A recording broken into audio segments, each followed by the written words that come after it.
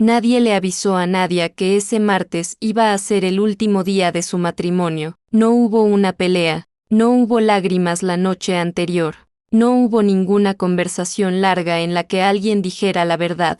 Solo hubo polvo y el sonido de 40 camellos moviéndose detrás de una cerca de madera, como si el mundo siguiera girando con total indiferencia mientras el suyo se partía en dos. Nadia estaba de pie en ese patio árido, con el sol golpeándole la nuca y los pies descalzos sobre la tierra reseca. No era una escena de película, era un patio de transacciones ganaderas en las afueras de la ciudad, con olor a animal y a polvo caliente, con hombres que hablaban en voz baja y firmaban papeles sin mirarla. Y en el centro de todo eso, su esposo, T.A.R.I.Q., contaba cabezas de ganado con la misma concentración con la que alguna vez le contó los lunares en la espalda. No la miró ni una vez. Eso fue lo que más le dolió. No el acuerdo, no los 40 camellos, no el papel que un notario extendió sobre una mesa plegable con las patas desiguales. Lo que le partió algo adentro,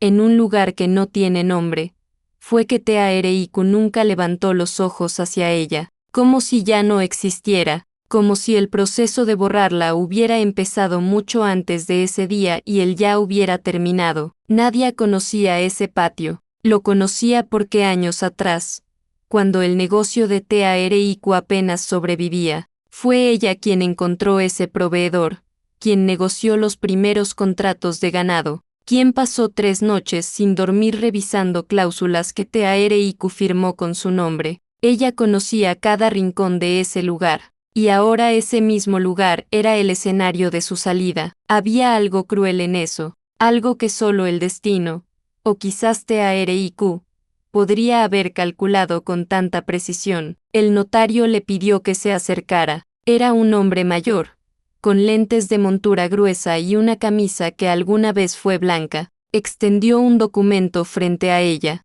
Le explicó, en un tono que pretendía ser neutral pero que sonaba incómodo, que su firma no era necesaria para la transferencia de bienes, pero que había ciertos documentos relacionados con la custodia y la salida de la propiedad familiar que requerían su reconocimiento. Formal, reconocimiento, esa fue la palabra que usó. Nadia lo miró fijamente por un momento, luego miró a T.A.R.I.Q. que seguía dándole la espalda, hablando con el intermediario del ganado como si estuviera cerrando cualquier otro negocio un martes ordinario. Y entonces Nadia hizo algo que nadie en ese patio esperaba. No lloró, no gritó, no se negó, tomó el bolígrafo con calma, firmó donde le indicaron, y antes de devolvérselo al notario, dijo algo en voz baja, tan baja que el hombre tuvo que inclinarse un poco para escucharla. Escriba la fecha con claridad. Va a necesitarla después. El notario parpadeó, no entendió, escribió la fecha de todas formas, con letra pequeña y ordenada, en el margen inferior del documento. Nadia asintió como si acabara de confirmar algo que ya sabía desde hacía mucho tiempo. Luego recogió una carpeta de cuero marrón que había dejado apoyada contra sus piernas. Se la puso bajo el brazo con la naturalidad de quien lleva algo que siempre le perteneció, y caminó hacia la salida del patio sin mirar atrás. Afuera, el sol pegaba con fuerza. Un perro callejero dormía a la sombra de un camión. El mundo seguía siendo exactamente el mismo que era una hora antes, y sin embargo, para Nadia, algo había cambiado de una manera que todavía no tenía palabras, solo una certeza fría y tranquila instalada en el centro del pecho. T.A.R.I.Q. creía que había cerrado un trato. Ella sabía que acababa de abrir uno. Esa carpeta de cuero marrón que nadie en el patio se molestó en mirar. Esa carpeta que parecía simplemente parte de sus cosas personales, contenía algo que T.A.R.I.Q. nunca supo que ella tenía: documentos, copias, fechas, firmas, un hilo invisible que conectaba su nombre con todo lo que él creía haber construido solo, y Nadia lo había estado recopilando en silencio durante 14 meses. Con la paciencia de alguien que sabe que el momento correcto vale más que el movimiento apresurado. No era venganza lo que llevaba en esa carpeta, Era aritmética, simple, implacable, documentada. Cada sacrificio, cada noche, cada firma, cada idea que él presentó como suya, todo tenía un número. Y Nadia, que había aprendido desde niña que el dinero sin papel no existe y el papel sin estrategia no sirve, había pasado más de un año convirtiendo su historia en evidencia. Caminó hasta el borde de la carretera y esperó el taxi que había llamado antes de entrar al patio. Mientras esperaba, no pensó en TARIQ, no pensó en los 40 camellos, pensó en sus hijas, en Rima, que tenía 11 años y ya empezaba a hacer preguntas que merecían respuestas honestas, en Sara, que todavía dormía con un peluche y no sabía que su familia estaba a punto de volverse algo diferente. Pensó en qué clase de historia querían heredar. El taxi llegó, Nadia subió, cerró la puerta, puso la carpeta sobre sus piernas y miró por la ventana mientras el patio de ganado desaparecía en el espejo retrovisor. 40 camellos. Ese había sido el precio que TARIQ le había puesto, pero TARIQ nunca había sido bueno calculando el valor real de las cosas. Era uno de sus errores más antiguos. Y durante años, ese error le había costado muy poco, estaba a punto de costarle todo. Para entender lo que Nadia hizo ese martes en el patio de ganado, hay que entender primero de dónde venía, no el lugar en el mapa, el lugar en la vida, ese espacio invisible donde una persona aprende, muy temprano y sin que nadie se lo explique, que el mundo no está diseñado para protegerla. Nadia creció viendo a su padre, Hassan, construir algo desde nada. Hassan al-Rashid era un comerciante de ganado que cruzaba las rutas entre Jordania, Siria y Arabia con la tenacidad tranquila de los hombres que no conocen otra forma de vivir que no sea el trabajo. No era rico, era constante, y en esa constancia había construido una red de contactos, una reputación sólida y un negocio modesto que con los años fue creciendo hasta convertirse en algo que sus vecinos miraban con respeto. Nadia era la mayor de 2 hijos. Su hermano, Karim, era 3 años menor y tenía el don natural de parecer capaz sin necesidad de demostrarlo. Nadia, en cambio, demostraba sin que nadie se lo pidiera. Desde los 14 años acompañaba a su padre a las reuniones de proveedores, tomaba notas que luego pasaba en limpio, aprendía a leer contratos antes de aprender a maquillarse. Hassan la miraba con una mezcla de orgullo y algo parecido a la tristeza, como si supiera que estaba criando a alguien para un mundo que no sabría qué hacer con ella. Tenía razón cuando Hassan murió. Nadia tenía 22 años y llevaba ya 4 trabajando activamente en el negocio familiar. Conocía a cada proveedor por nombre, sabía qué rutas eran rentables en cada estación. Tenía una libreta llena de contactos que su padre nunca llegó a digitalizar. Era, en todos los sentidos prácticos, quien mantenía vivo ese negocio, pero la herencia fue para Karim. No hubo discusión, no hubo votación, hubo costumbre, y la costumbre tenía más peso que cualquier argumento que Nadia pudiera haber presentado. Los tíos se reunieron, hablaron entre ellos con esa autoridad que da la edad cuando no la cuestiona nadie, y decidieron que el patrimonio de Hassan pasaba a su hijo varón. Nadia recibió una suma fija, un monto que pretendía ser generoso y que en realidad era una forma elegante de cerrar una puerta. Karim le agradeció su trabajo con una frase que Nadia nunca olvidó: «Siempre tendrás un lugar aquí si me necesitas». Ella no respondió, guardó la libreta de contactos en su bolso, salió de la casa de sus padres con la misma calma con la que años después saldría de un patio de ganado, y tomó una decisión que nadie supo que había tomado. Nunca más iba a depender de que alguien le reconociera lo que valía, iba a construir su propio papel, iba a firmar su propio nombre. Fue en ese periodo, entre el duelo por su padre y la reconstrucción silenciosa de su vida, que conoció a TARIQ. TARIQ Mansour era todo lo que parecía ser y nada de lo que realmente era, aunque eso Nadia lo entendió mucho después. En ese momento, lo que vio fue a un hombre joven con una empresa de importación que crecía demasiado rápido para sus propias estructuras, con una energía que llenaba los cuartos y una forma de hablar sobre el futuro que hacía que el futuro pareciera algo real y alcanzable. La cortejó con inteligencia, no con flores ni con palabras grandes. La cortejó preguntándole su opinión, la escuchaba, tomaba notas cuando ella hablaba, le pedía que revisara sus contratos, que le explicara cómo evaluaba una negociación. Para Nadia, que venía de un mundo donde su conocimiento era usado sin ser reconocido, eso fue más poderoso que cualquier declaración de amor. Se casaron 18 meses después de conocerse y durante los primeros años, fue real, no perfecto, pero real. Construyeron juntos. Nadia trajo a ese matrimonio algo que no estaba en ningún inventario nupcial, un capital semilla guardado en un fideicomiso que su padre había abierto para ella años atrás, con la discreción de quien sabe que hay que esconder las semillas del invierno. Con ese dinero, y con los contactos que ella había heredado de Hassan, la empresa de TARIQ dejó de tambalear y empezó a crecer. Confirmaba. Nadia pensaba. Nadia identificaba las propiedades subvaloradas que luego TARIQ compraba y revendía con ganancia. Nadia reestructuraba las deudas antes de que se volvieran problemas. Nadia construía las relaciones con los inversores que luego TARIQ cultivaba en reuniones donde ella servía el café y asentía desde el borde de la conversación. No era que TARIQ fuera cruel en esos años. Era algo más difícil de nombrar y más difícil de combatir.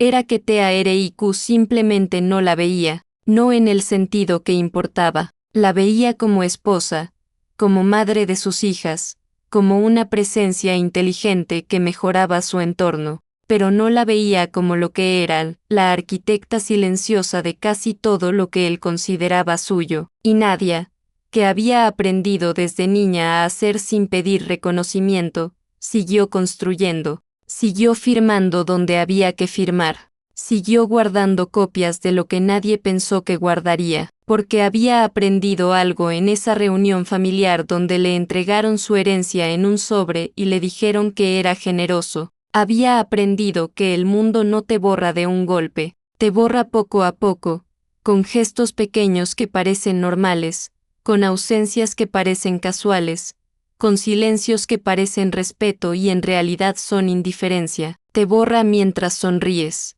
te borra mientras trabajas, te borra mientras crees que todo va bien, y cuando finalmente te das cuenta, ya llevan años haciéndolo. Nadia se dio cuenta un martes por la noche, hace 2 años, revisando unos documentos de una sociedad que TARIQ había constituido sin mencionarle, una sociedad con un nombre que no reconoció, registrada en una dirección que no era ninguna de sus propiedades, con un capital inicial que coincidía, hasta el último decimal, con el fideicomiso de su padre. No dijo nada esa noche, cerró el documento, apagó la computadora, fue a revisar que sus hijas estuvieran dormidas, las arropó aunque no hacía frío, se quedó un momento mirando a Rima, que dormía con la boca entreabierta y el pelo revuelto, y sintió algo que no era exactamente rabia, era algo más antiguo y más profundo, era la comprensión de que había estado aquí antes,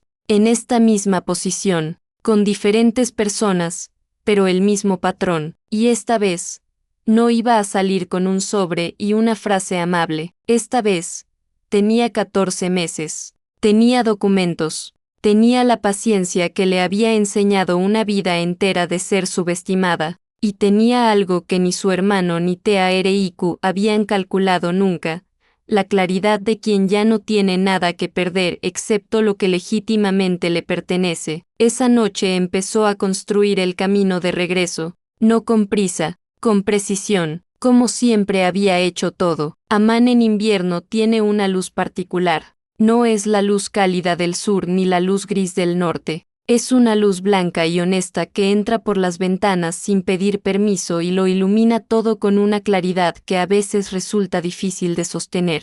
Nadia aprendió a querer esa luz. En los primeros meses después del patio de ganado, cuando se instaló en un apartamento pequeño en el barrio de Jabal Amman con 2 maletas y una carpeta de cuero marrón, esa luz fue lo primero que la recibió cada mañana. y había algo en eso que se parecía, sin serlo del todo, a un comienzo. El apartamento era modesto de una manera que nadie había elegido conscientemente. Tenía lo necesario y nada más. Una mesa de trabajo cerca de la ventana, una cocina pequeña donde hervía el té 2 veces al día, y una habitación adicional con 2 camas que mantenía preparadas para los fines de semana en que sus hijas venían a quedarse. Esa habitación era lo primero que arreglaba cada semana, antes que cualquier otra cosa, antes de revisar documentos, antes de hacer llamadas, antes de pensar en lo que venía. Las camas de Rima y Sara siempre estaban listas. Era su forma de decirse a sí misma que, sin importar lo que pasara afuera, había un lugar estable que las esperaba. Afuera pasaba mucho. Nadie había alquilado un pequeño espacio de trabajo compartido en el centro de la ciudad. El tipo de lugar donde conviven diseñadores jóvenes, consultores independientes y personas que están reinventando algo de su vida sin decírselo a nadie. Nadie le preguntaba qué hacía exactamente. Ella tampoco preguntaba. Llegaba temprano, abría su computadora, y comenzaba el trabajo que nadie veía pero que tenía una arquitectura más compleja que cualquier cosa que TARIQ hubiera construido con su nombre. El primer paso había sido el más delicado. Existían 3 inversores importantes en la trayectoria de TARIQ, 3 hombres que habían puesto capital significativo en sus operaciones durante los últimos años. 3 hombres que nadie había conocido antes que TARIQ, porque venían de la red de contactos que Hassan había construido y que ella había heredado junto con la libreta y muy poco más. TARIQ los trataba como sus aliados, como parte de su historia. Nunca les había explicado de dónde venía realmente la conexión inicial. Nadie no llegó a esas reuniones con acusaciones. No llegó con rabia ni con la urgencia de quien necesita que le crean. Llegó como siempre había llegado a cualquier negociación, preparada, tranquila, con documentos y con tiempo. Se presentó como lo que era, una principal, una persona cuyo nombre aparecía, si uno sabía dónde mirar, en el origen de varias de las operaciones que ellos habían financiado, no como esposa de, como parte fundacional de, el primer inversor, un hombre llamado Bassam que había construido su fortuna en logística regional. La escuchó durante 40 minutos sin interrumpirla. Al final de la reunión dijo algo que nadie recordaría durante mucho tiempo. Siempre me pregunté de dónde sacaba TARIQ ese instinto para la tierra. Él no tiene ese ojo. Ahora entiendo, no fue un triunfo, fue un reconocimiento tardío, y los reconocimientos tardíos tienen un sabor particular. Son dulces y amargos al mismo tiempo, como las frutas que se dejan demasiado tiempo en el árbol. El segundo inversor fue más cauteloso, pidió tiempo para revisar lo que nadie le presentaba. El tercero canceló la reunión 2 veces antes de confirmarla, pero ninguno la rechazó. Ninguno la descartó, y eso, en el mundo en que nadie se movía, era suficiente para seguir. Mientras tanto, TARIQ no estaba quieto. Cuando los papeles del patio de ganado comenzaron a tener consecuencias legales que su abogado no había anticipado, TARIQ entró en un modo que nadie conocía bien porque lo había visto antes en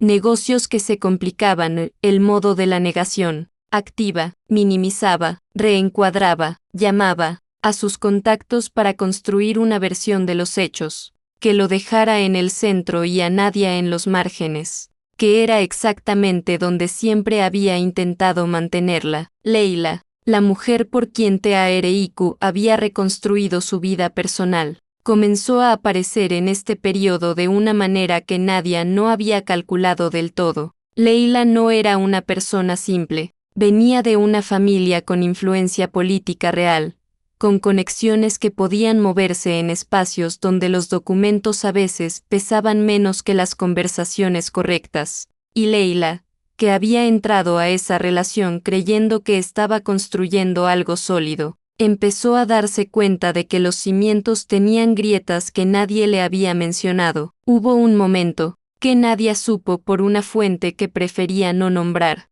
en que Leila le pidió a Tareq que se sentara y le explicara exactamente de dónde venía cada uno de sus activos principales. La conversación no fue bien. Tareq, que nunca había tenido que justificar su historia porque nadie se la había cuestionado desde adentro, no estaba preparado para ese tipo de preguntas, viniendo de alguien que tenía acceso a sus cuentas y a sus noches. Leila le dijo que debía resolver el asunto con Nadia, antes de que se volviera algo que no pudieran controlar. Tareq dijo que Nadia estaba exagerando, que era una reacción emocional, que en un par de meses todo se aclararía. Era el mismo error de siempre, confundir la calma de Nadia con ausencia de movimiento, confundir su silencio con derrota. Tareq había vivido años junto a ella sin entender que las personas que hablan poco no siempre tienen poco que decir. A veces simplemente están esperando el momento correcto. Nadia encontró al juez apropiado después de 4 meses de investigación. No fue fácil. El estatuto legal bajo el que construyó su reclamación era real pero raramente invocado, y la mayoría de los abogados a los que consultó en los primeros meses le dijeron, con distintos grados de amabilidad, que su caso era interesante pero improbable. Ella lo escuchaba, agradecía su tiempo, y seguía buscando. Lo que buscaba era precisión, no probabilidad. Una palanca colocada en el lugar exacto no necesita ser grande para mover algo pesado. Encontró a su abogada, una mujer llamada Dina, en una conferencia sobre derecho comercial a la que asistió sin que nadie le hubiera recomendado ir. Dina tenía 40 años, 2 décadas de práctica en litigios comerciales y la rara cualidad de escuchar contratos como si fueran historias, buscando no solo lo que decían sino lo que intentaban ocultar. Cuando Nadia le explicó su caso, Dina no dijo que era improbable, dijo que iba a necesitar tiempo y documentación perfecta. Nadia abrió la carpeta de cuero marrón sobre la mesa. Dina la miró durante un momento. ¿Cuánto tiempo llevas recopilando esto? 14 meses. ¿Y él no sabe que tienes todo esto? Nadia negó con la cabeza. Dina cerró la carpeta con cuidado, como si fuera algo frágil, y dijo, entonces tenemos una conversación muy diferente a la que pensaba que íbamos a tener. Fue en ese periodo, en medio de reuniones con inversores y consultas legales y hojas de cálculo que nadie revisaba hasta las 2 de la madrugada, que llegó el fin de semana que lo cambió todo emocionalmente, no en el sentido legal, en el sentido humano, que es el que cuesta más. Rima y Sara llegaron el viernes por la tarde con sus mochilas, y el ruido natural de 2 niñas que no saben qué, están en el centro de una historia que los adultos están escribiendo alrededor de ellas. Cenaron juntas, vieron una película, y nadie les hizo el tipo de preguntas que hacen las madres que quieren saber cómo están de verdad, no solo cómo están de superficie. Fue después de cenar, mientras Nadia trenzaba el pelo de Rima con los movimientos lentos y automáticos de quien ha hecho eso cientos de veces, que la niña hizo la pregunta, «Mamá, ¿por qué dijo Baba que tú elegiste irte?» El cuarto quedó en silencio excepto por el sonido de la televisión en el cuarto de Sara. Nadia siguió trenzando, sección por sección, sin apresurarse. Pensó en todas las respuestas posibles. Pensó en la verdad completa, que era demasiado pesada para 11 años. Pensó en la mentira amable, que era el tipo de cosa que construye distancias invisibles entre madres e hijas. Pensó en el silencio, que a veces protege y a veces abandona, y entonces dijo lo único que era verdad en un tamaño que Rima pudiera sostener. Voy a mostrarte algo mejor que una respuesta. Voy a mostrarte lo que se ve cuando una mujer decide no desaparecer. Rima no respondió de inmediato. Siguió mirando al frente mientras su madre terminaba la trenza, pero Nadia sintió algo en el silencio de su hija que no era incomprensión. Era el silencio de alguien que está guardando algo importante en un lugar seguro. Esa noche,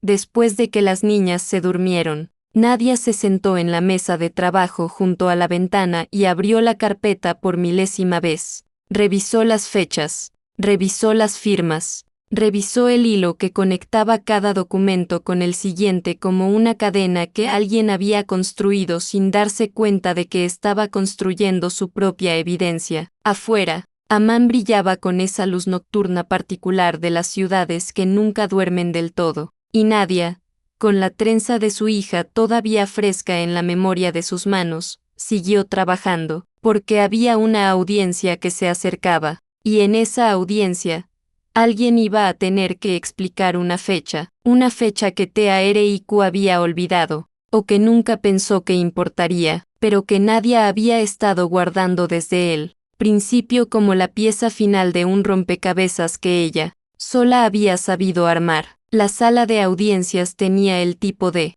silencio que no es ausencia de sonido sino presencia de tensión. Era una sala pequeña para lo que contenía 2 abogados, un juez, un notario. Teareiku sentado con la postura de quien todavía cree que controla la situación, y Nadia frente a él con las manos sobre la mesa y la carpeta de cuero marrón cerrada a su derecha. Hacía 9 meses que no se veían en persona. Nadia lo miró cuando entró, solo una vez, con la brevedad de quien necesita confirmar algo que ya sabe. Teareiku tenía el mismo porte de siempre, esa manera de ocupar el espacio como si le perteneciera por defecto, pero había algo diferente en sus ojos que nadie identificó de inmediato porque lo había visto antes en otras negociaciones. Era la mirada de alguien que ha ensayado su versión tantas veces que ya no distingue bien dónde termina la estrategia y dónde empieza la realidad.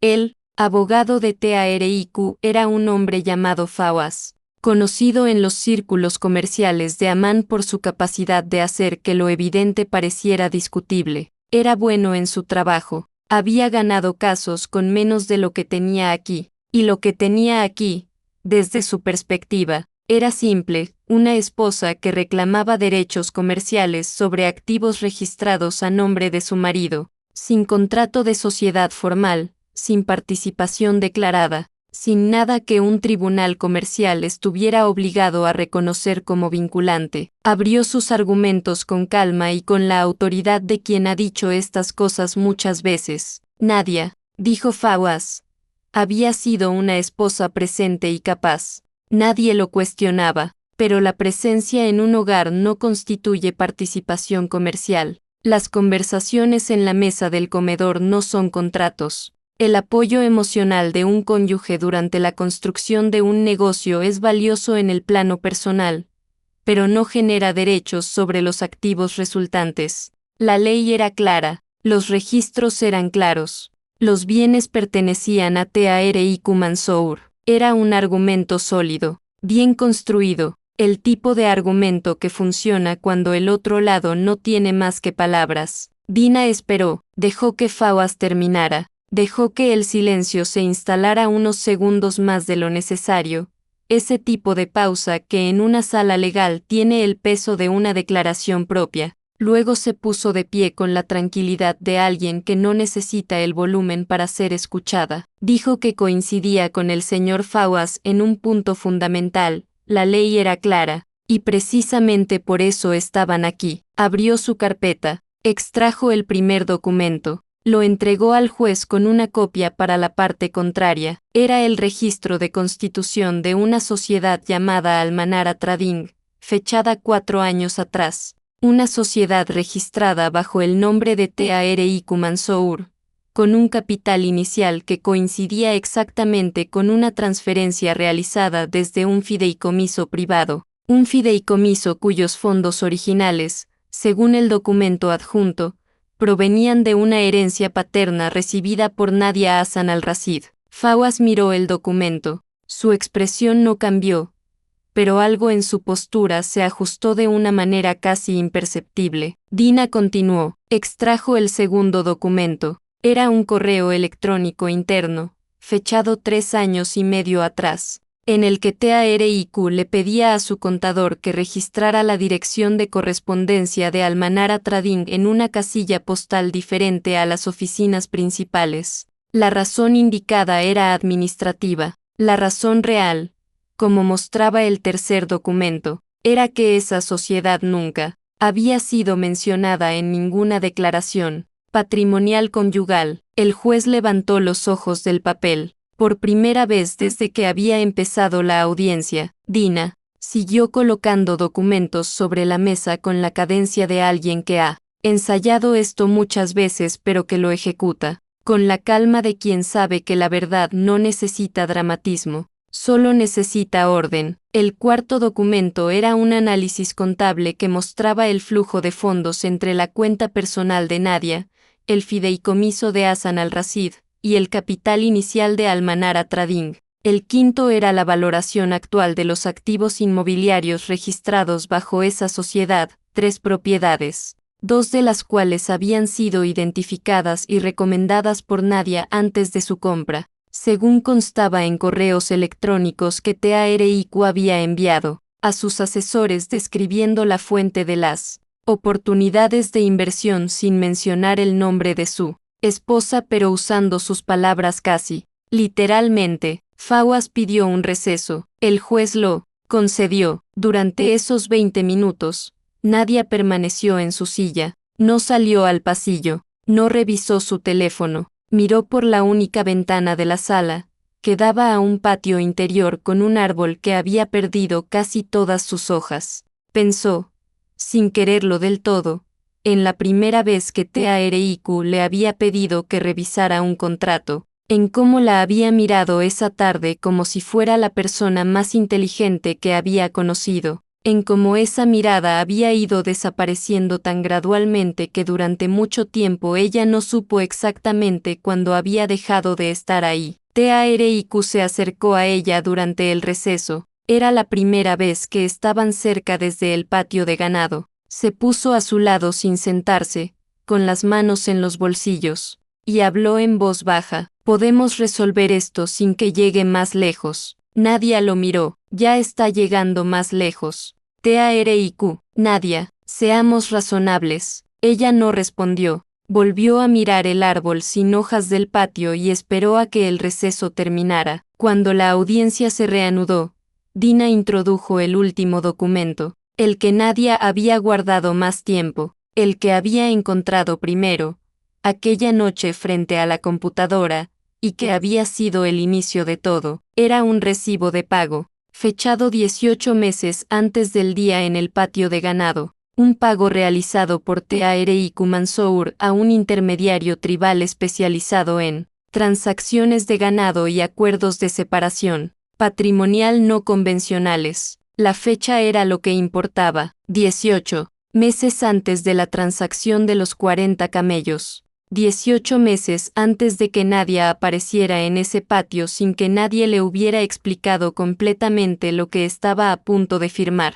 18 meses antes de Leila, antes de cualquier historia de amor nuevo, antes de cualquier narrativa sobre un matrimonio que simplemente se había desgastado. TARIQ había comenzado a planificar su salida antes de que nada de eso existiera. El juez leyó el documento en silencio. Lo leyó 2 veces. Luego miró a Fawaz con una expresión que no era exactamente un juicio, pero que tampoco era neutral. ¿Tiene su cliente alguna explicación para la fecha de este documento? Fawaz pidió un momento para consultar. Se inclinó hacia TARIQ y hablaron en susurros durante un tiempo que pareció más largo de lo que fue. Cuando Fawaz se incorporó, su tono había cambiado. Seguía siendo profesional. Pero algo en la arquitectura de su seguridad se había desplazado. Dijo que su cliente reconocía haber tenido conversaciones preliminares con el intermediario mucho antes de la fecha de la transacción, pero que esas conversaciones no constituían una intención formal ni un plan ejecutado con premeditación. El juez no respondió de inmediato, y en ese silencio, algo se reorganizó en la sala, porque ese recibo no era solo una fecha. Era la respuesta a una pregunta que nadie había formulado todavía en términos legales, pero que todos en esa sala estaban procesando en ese momento. ¿Por qué? No porque TARIQ había querido terminar el matrimonio. Los matrimonios terminan por razones que los tribunales no pueden ni deben juzgar, sino porque lo había estructurado de esa manera específica. ¿Por qué los 40 camellos? ¿Por qué un intermediario tribal? ¿Por qué no un divorcio convencional con los procesos que la ley ya tenía establecidos? La respuesta estaba en los documentos que Dina había colocado sobre la mesa. Un divorcio convencional habría activado automáticamente una revisión patrimonial conyugal. Esa revisión habría descubierto al Manara Trading, y al Manara Trading, con su capital de origen y sus activos, habría colocado a Nadia en una posición legal completamente diferente. TARIQ no había cambiado a su esposa por 40 camellos porque no la valorara. La había cambiado por 40 camellos porque era la única forma que encontró de sacarla del juego antes de que ella entendiera exactamente en qué juego estaba. Nadia lo había entendido 18 meses antes de que él ejecutara el plan. Eso era lo que la carpeta de cuero marrón había contenido desde el principio. No solo documentos, una cronología, la prueba de que ella había llegado al mismo lugar que él, por caminos opuestos, y que había llegado primero. La audiencia continuó durante otra hora. Hubo argumentos adicionales, solicitudes de tiempo para presentar réplicas, el tipo de proceso técnico que no tiene la velocidad del drama pero que tiene su propia inevitabilidad. Nadia escuchó todo con la misma calma con la que había escuchado al notario en el patio de ganado, con la que había escuchado a su tío decir que la herencia era para Karim, con la que había aprendido a escuchar un mundo que hablaba sobre ella como si no estuviera presente, solo que esta vez era diferente. Esta vez era ella quien había convocado la conversación. Cuando salieron de la sala, Dina le apretó el brazo brevemente y le dijo que el camino todavía era largo pero que el terreno había cambiado de manera significativa. Nadia asintió. Sabía que era verdad.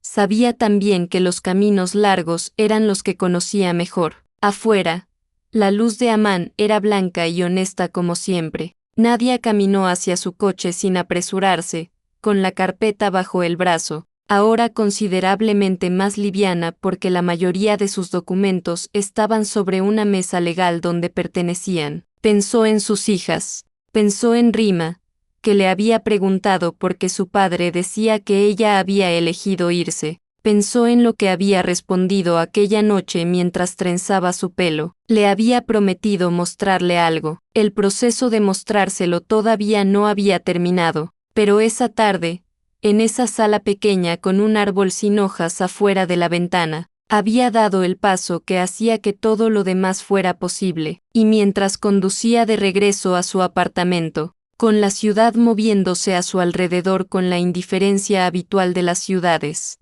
Nadia permitió que algo se soltara en su interior. No era alivio todavía, era algo más parecido a la confirmación de que el suelo bajo sus pies era real, que no estaba construyendo sobre arena, que los 14 meses, las noches sin dormir, los documentos revisados 1000 veces, las reuniones, el apartamento pequeño, las camas de sus hijas siempre listas, todo eso había tenido una dirección, y esa dirección estaba empezando a verse. El fallo llegó un jueves por la mañana, no llegó con fanfarria ni con el tipo de dramatismo que uno imagina cuando piensa en la justicia. Llegó como llegan la mayoría de las cosas importantes en la vida real, en un correo electrónico, con un archivo adjunto en formato PDF. Mientras Nadia hervía agua para el té y las noticias de la radio hablaban de algo que no tenía nada que ver con ella, Dina la llamó 2 minutos después. Ganamos lo suficiente. Nadia apagó el fuego bajo la tetera.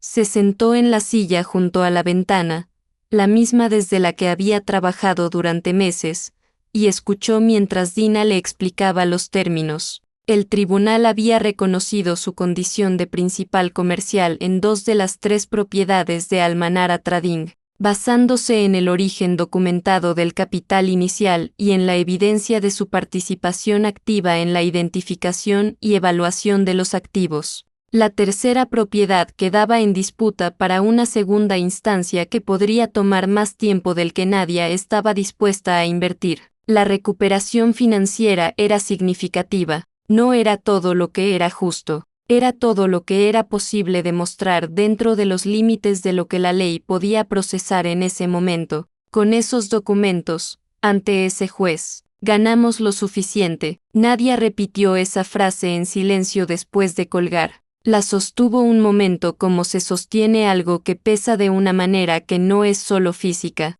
porque lo suficiente es una categoría extraña, es más que nada y menos que todo, y vivir en ese espacio intermedio requiere un tipo de madurez que nadie enseña formalmente, pero que la vida va construyendo a fuerza de situaciones exactamente como esta. Llamó a sus hijas esa tarde, habló con Rima primero, porque Rima siempre hacía las preguntas que importaban. Terminó lo de los papeles. Mamá, una parte sí. ¿Y estás bien? Nadia miró por la ventana. El árbol del patio de enfrente había empezado a recuperar sus hojas. Era una de esas cosas pequeñas que uno nota sin proponérselo. Estoy bien.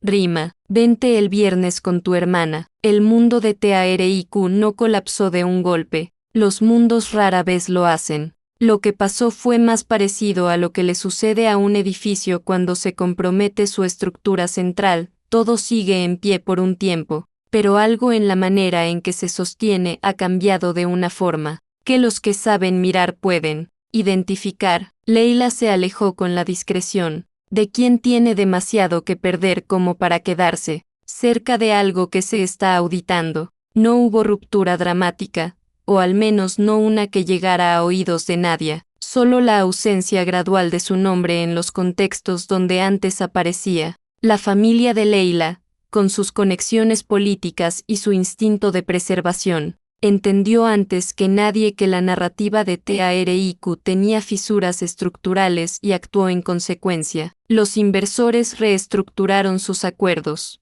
Bassam, el primero que Nadia había visitado, lo hizo con rapidez y sin mucha explicación pública. Los otros dos siguieron su ejemplo con distintos grados de demora. No era que abandonaran a TARIQ completamente, era que comenzaron a tratar sus acuerdos con el de la manera en que se tratan las cosas cuando uno ya no está completamente seguro del terreno, con más cuidado, con más papel, con más distancia. TARIQ seguía operando, seguiría operando. Eso Nadia lo sabía y lo había aceptado como parte de lo suficiente. No había buscado su destrucción, había buscado la recuperación de lo que era suyo y el reconocimiento de lo que había construido. Esas son dos cosas completamente diferentes, aunque desde afuera a veces parezcan lo mismo. El día que fue al registro de propiedades a completar la transferencia formal de su parte de los activos, Nadia llevó consigo una libreta, no por necesidad práctica,